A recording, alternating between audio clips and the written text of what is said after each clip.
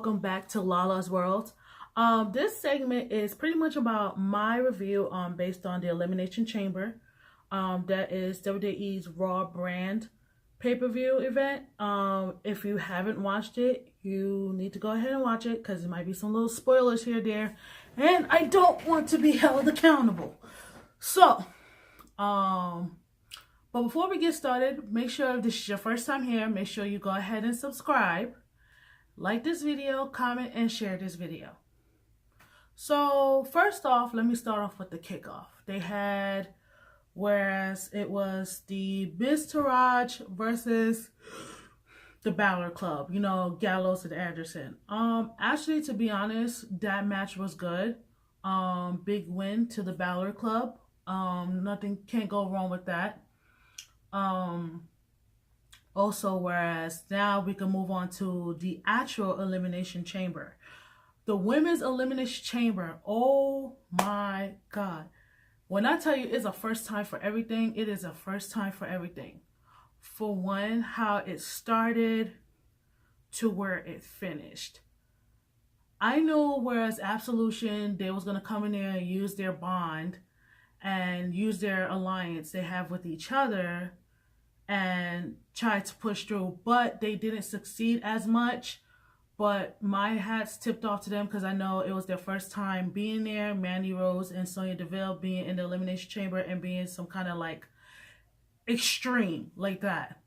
Whereas you have veterans of being extreme. You have Mickie James, you have Alexa Bliss, you have Sasha Banks, you have Bayley herself, you know, be part of those extreme matters. And trust me, they went hard.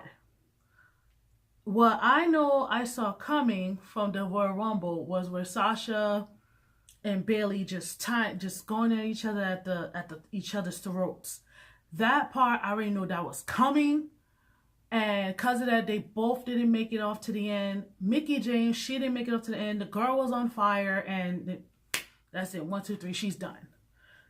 Alexa Bliss, she made it to the end, but she tried to run, hide, and somehow it didn't work. But then she made it. She made this little crybaby speech, and then she turned out to be a little brat in the end. But my hat's tipped off to all the women that took part of it, because they made history once again with the Elimination Chamber, and each one of them used those parts of a chamber as a weapon, as the men would do the same. The match with Nia Jax and Asuka, that match went hard. I'm sorry, but it was just like, I thought Asuka was done for with Nia Jax, but she succeeded in the end. However, Nia didn't take that too kindly. She kind of tackled her down to the barricade. So that part was a little scary. But Asuka walked out okay, and Alexa Bliss is in the back laughing because she think like, oh, okay, let me just have her a little banged up all the way to WrestleMania. But Asuka, she always bounced back anyway. The match with The Bar and Titus Worldwide, with Apollo and Titus O'Neil, and The Bar, Sheamus and Cesaro, that match went well too. I was hoping for Titus Worldwide to win, because they've been winning for the past few days, for the past few Monday Night Raws, but shockingly, they didn't get the W. So The Bar ended up winning, and then still retaining the tag team titles. Now, the insane match that I remember watching was the whole situation with Matt Hardy, and Bray Wyatt. Bray Wyatt came in there thinking him and Matt Hardy was going to go at it, and Matt Hardy just disappeared. That was classic. Now he brought back that famous song, if everybody knows, the obsolete song, and Bray Wyatt looked at crazed, dazed, and confused. They went at it, and amazingly, Matt Hardy was able to win and retain. But I don't see that conflict, that whole rivalry, I don't see that being over. I think that's going to end up boiling over to WrestleMania. Now let's talk about the men elimination match. I mean, we had three men who started: Seth Rollins, Finn Balor, and the Miz started, and everybody was just going in, going in. Then you had John Cena. Now, mind you, John Cena, this is the man who wants to go to WrestleMania so bad. Like, it's like almost the end of the world. And it's getting to the point,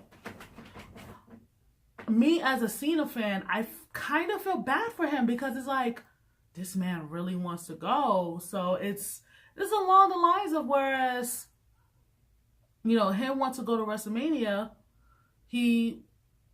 after that, he doesn't know what could be done, like, if he doesn't go. You have Roman Reigns and Seth Rollins. They want to go to WrestleMania too, because Seth Rollins, he wants to be the man again. Roman Reigns, he feels like he has unfinished business with Brock Lesnar. Finn Balor, he wants to get the title that he never lost, that he had to relinquish because of his injury. Then you have The Miz, Mr. A-lister himself.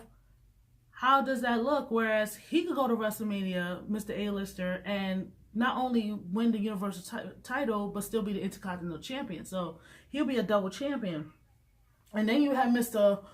Walk with Elias, who came in last, by the way. And that would be his first WrestleMania. That would be his first time going there with Brock Lesnar. If he can handle Braun Strowman, of course he can handle Brock Lesnar.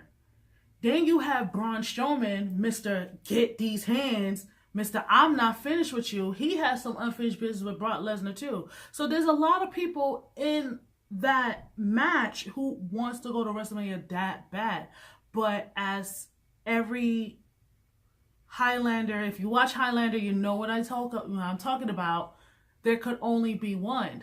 Like Braun Strowman, this man was cleaning house. He eliminated everybody. It was down to him and Roman Reigns, and them two have history.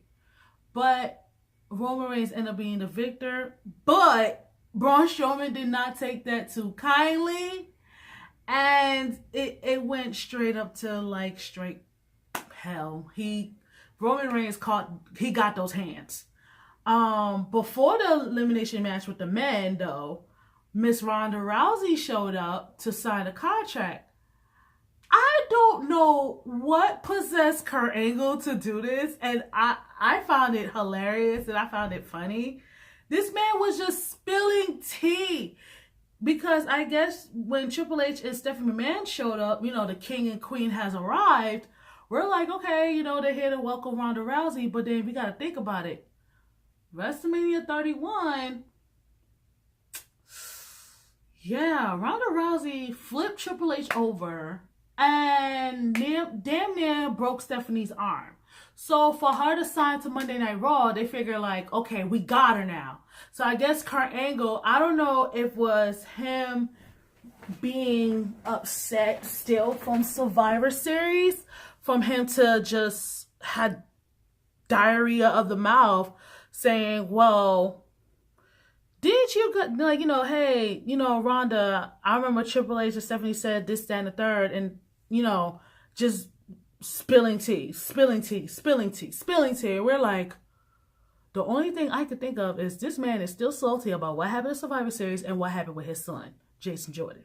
So all of a sudden, when Triple H is trying to get this man away, he's still running his mouth. And then because of that, Ronda got pissed, body slams Triple H, which that was classic, broke the table, signed a contract. Stephanie McMahon freaking slapped her. No, she slapped her. Stephanie McMahon slapped Ronda Rousey before she could even sign the contract. Ronda Rousey took one look at Stephanie and was like, she signed the contract. And the only thing I could think of is like, what is going to happen on Monday Night Raw? Now, I managed to stick around to watch Raw Talk. And the look on John Cena's face was like he was really determined to go to WrestleMania, and it was along the lines like he lost out his opportunity. Now he has to do something out of his scope, his character to get to WrestleMania. So I'm thinking, oh my God, what the heck this man gonna do? Then you have Stephanie McMahon saying like, well, you know, everybody should know their place. You know, we can, we can trim out the edges from Ronda Rousey and we'll have a talk with Kurt Angle. It's like, girl, she saw through your mess and your husband had to pay the price. Roman Reigns, props to him for trying to make it to Raw Talk because he was still hurting. And now he's like, look, I'm on my way to WrestleMania. If I wanted advice from Paul Heyman, I just need advice if I needed directions in New York. Not no advice about Brock Lesnar. So most likely, Roman Reigns feels super confident that he's going to WrestleMania and getting that Universal title. The overall, I will give the Elimination Chamber a score. I'll give them a score of a 8.5. An 8.5. And the only reason why I said an 8.5 because the women's matches, they came through. But some of the other matches was just like, yeah. So I'll give this Elimination Chamber an 8.5. Take it as it is. This is Monday Night Raw's last stop before going to WrestleMania. So what's next now is for SmackDown Live, pay-per-view Fastlane, in which also I will be doing a segment on that too, as well. So people at SmackDown still have another chance to cash in to their ticket to WrestleMania. So best of luck to them, and also all my wrestling geeks out there, and also everybody else who's not a wrestling geek like me.